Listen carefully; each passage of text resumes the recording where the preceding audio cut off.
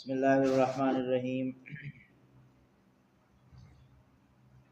الحمد للہ رب العالمین والصلاة والسلام علی نبینا محمد وعلی آلہ وصحبہ وبارک وسلم۔ گھر کے ماحول کو ہم اسلامی ماحول بنا دیں، اپنی مرضی کا ماحول بنائیں گے نا بے سکونی ہمیں ملے گی، اسلامی ماحول بنائیں گے سکون بھی ملے گا۔ اور یہ اسلامی ماحول بنائیں کیسے، اس بارے میں آپ سے کچھ معروضات عرض کرنے ہیں۔ قرآن نے فرمایا کہ واللہ جعل لکم من بیوتکم سکنا، اللہ نے تمہارے لیے جو گھر بنائے ہیں نا یہ سکون کے لیے گھر بنائے ہیں، اور ہم آپس میں لڑتے رہتے ہیں، آپس میں پتہ نہیں کیا کچھ نہیں ہوتا، بے سکونی سی ہوتی ہے، مطلب اسی طرح دائیں بائیں پھر رہے ہوتے ہیں، کہتے ہیں یار گھر میں سکون نہیں آ رہا۔ اس کی وجوہات کیا ہیں؟ امام الانبیاء صلی اللہ تعالی علیہ وسلم نے ارشاد فرمایا کہ اللہ کا ذکر کا اہتمام کیا کرو، بے شک 10 منٹ ہو۔ قرآن نے فرمایا نا کہ فَاذْكُرُونِي أَذْكُرُكُمْ، آپ اللہ کو یاد کرو گے اللہ ہمیں یاد کرے گا، اور جب اللہ یاد کرتا ہے نا سکون ملتا ہے دل کو۔ اللہ جب یاد کرے تو سکون ملتا ہے۔ پھر قرآن نے فرمایا، میرے نبی نے فرمایا بلکہ فرمایا کہ انا مع عبدی ما ذکرنی تحرکت بی شفتا، جب ان کے ہونٹ چل رہے ہوتے ہیں نا اللہ کے ذکر کے لیے، جب ان کے ہونٹ چل رہے ہوتے ہیں نا تو میں اللہ اس کے ساتھ ہوتا ہوں، میں اللہ اس کے ساتھ ہوتا ہوں۔ اللہ جب ساتھ ہو تو دنیا کی کوئی بھی طاقت اس کو نقصان دے سکتی ہے؟ جب وہ اللہ کو یاد کر رہا ہوتا ہے اللہ اس کے ساتھ، اللہ ویسے بھی ساتھ، لیکن وہ محبت سے ساتھ ہوتا ہے کہ میرا بندہ مجھے یاد کر رہا ہے اور میں اسے تنہا چھوڑ دوں۔ میرے نبی نے فرمایا مثل البیت الذی یذکر فیہ والبیت الذی لا یذکر فیہ مثل الحی والمیت، آپ نے فرمایا کہ جو آدمی اللہ کا ذکر کرتا ہے وہ زندہ کے مانند ہے، جو آدمی نہیں ذکر کرتا وہ مردہ کے مانند ہے۔ آپ نے فرمایا اپنے گھر کے اندر اللہ کا ذکر بھی کیا کریں۔ میں عرض کر رہا ہوں نا کہ بے شک تھوڑا ہی کریں ضرور۔ دوسرے نمبر پہ نوافل کا اہتمام بھی کریں۔ آپ کی مسجد قریب ہے نہیں ہے، آپ کبھی کبھی نوافل مسجد کے اندر بھی پڑھا کریں، اور اسی طرح آپ جب گھر میں چلے جائیں السلام علیکم ورحمۃ اللہ پڑھا کریں۔ السلام علیکم، کوئی نبی ہو نا پھر بھی کہیں السلام علیکم ورحمۃ اللہ۔ اور میں ایک حدیث میں پڑھ رہا تھا کہ جو آدمی السلام علیکم ورحمۃ اللہ وبرکاتہ کہنے کے بعد آہستگی سے قل هو اللہ احد اللہ الصمد لم یلد ولم یولد ولم یکن له کفوا احد، اور آخر میں درود شریف پڑھتا ہے بے شک صلی اللہ علیہ وسلم پڑھے، اللہ رب العزت اس عمل کی برکت سے گھر کے اندر جھگڑوں کو ختم فرما دیتا ہے۔ کتنا پیارا نسخہ ہے۔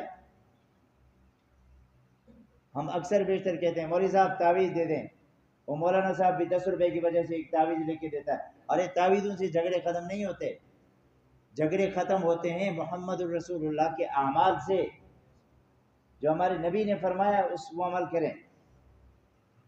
اور اسی طرح نکلتے وقت بھی ہم یہ پڑھیں السلام علیکم ورحمۃ اللہ، اور ساتھ پڑھیں بسم اللہ توکلت علی اللہ، سب پڑھیں بسم اللہ توکلت علی اللہ، اللہ پر توکل کر کے نکلیں اور اللہ سے کہیں یا اللہ میرا مال بھی، میرا گھر بھی، میری جان بھی تیرے حوالے ہے، میں کچھ نہیں ہوں۔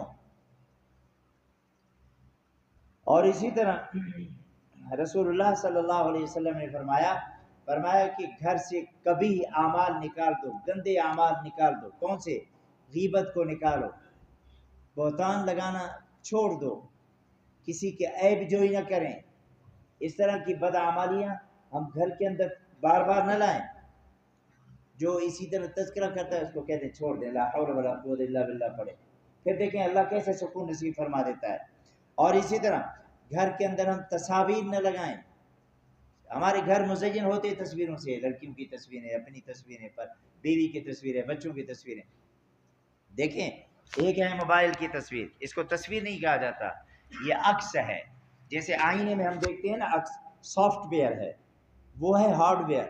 سافٹ ویئر وہ ہوتا ہے بٹن لگاؤ ڈیلیٹ، ہارڈ ویئر وہ ہوتا ہے وہ پھاڑو چیرو اور کچھ کر دو بڑی مشکل سے وہ ختم ہو جاتا ہے.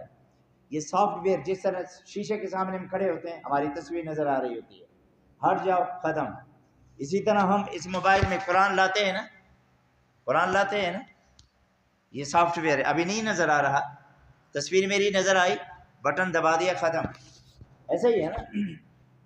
گھر کے اندر تصویریں چسپان نہ کریں. سیدہ عائشہ صدیقہ فرماتی ہے میرے دروازے پہ لگا ہوا تھا پردہ، مجھے کسی نے دیا اور میں نے لگا دیا اور اس میں تصویریں لگی ہوئی تھی. میرے نبی پاک صلی اللہ علیہ وسلم تشریف لائے، آپ اتنے غصے میں ہو گئے، عائشہ یہ کیا کر دیا تم نے، اتار دو اس کو. اللہ کے فرشتے نہیں آتے گھر کے اندر.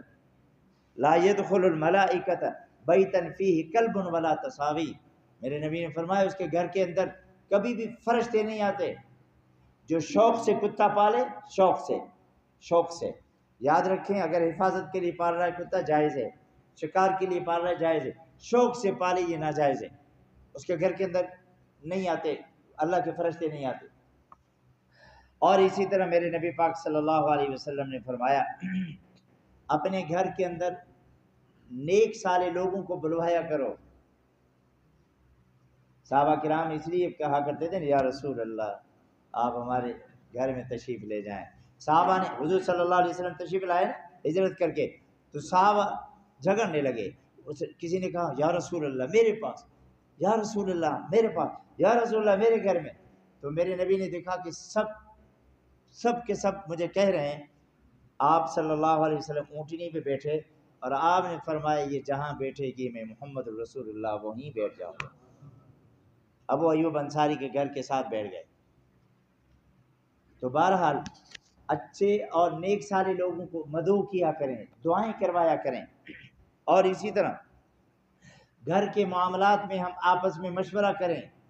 یہ جو ہم کہتے ہیں نا ڈکٹیٹرشپ، یہ نہ چلا کریں، نہیں ایسا کرو، مشورہ کریں، بیوی سے کریں، بچوں سے کریں.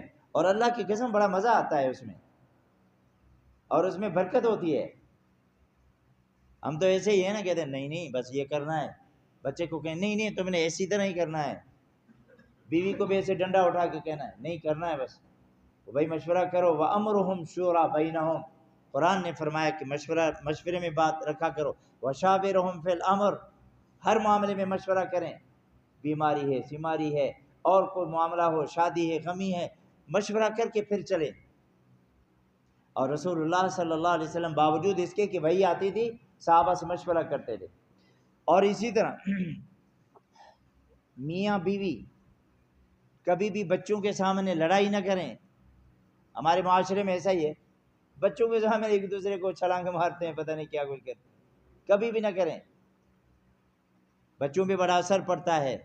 اور اسی طرح رسول اللہ صلی اللہ علیہ وسلم نے ہمیں اس بات سے منع فرمایا کہ ایک بندے کو آپ ترجیح دے دیں اور دوسرے کو ترجیح نہ دیں. 3 بیٹے ہیں، یہ تو بڑا اچھا بیٹا ہے، بھائی تیرا وہ بھی نطفہ ہے، وہ بھی نطفہ ہے، سب کو برابر رکھیں. آج نافرمانیاں بچوں میں اس لیے آ رہی ہیں، ایک کو دیا دوسرے کو نہیں دیا، ایک کو گلے لگایا دوسرے کو نہیں لگایا. یہ میں وہ بتا رہا ہوں جو گھر کے اندر سارے نقصانات ہوتے ہیں. اور اسی طرح اولاد کے سامنے نجی اختلافات کو نہ لائیں. مثال کے طور پہ بھائیوں کے ساتھ اختلافات ہیں، اولاد کے سامنے نہ بتائیں. اور پھر آخر میں رسول اللہ صلی اللہ علیہ وسلم نے یہ بھی بات فرمائی، آپ نے فرمایا کہ گھر کے اندر جو آپ میاں بیوی کے درمیان میں جو معاملات چلتے ہیں وہ لوگوں کو مت بتاؤ. لعنت ہو اس آدمی پہ، ہمارے نبی نے فرمایا لعنت ہو اس آدمی پہ جو گھر کے میاں بیوی کے معاملات کی باتیں وہ آدمی باہر سناتا ہے. اور ہم خوشی سے باتیں سنا رہے ہوتے ہیں، میں نے یہ کیا، میں نے وہ کیا، میں نے نہ. تو گھر کا سکون ہمیں نصیب ہوگا تو محمدی تعلیم سے نصیب ہوگا. کریں گے نا انشاءاللہ. اللہ ہم سب کو عمل کی توفیق عطا فرمائے.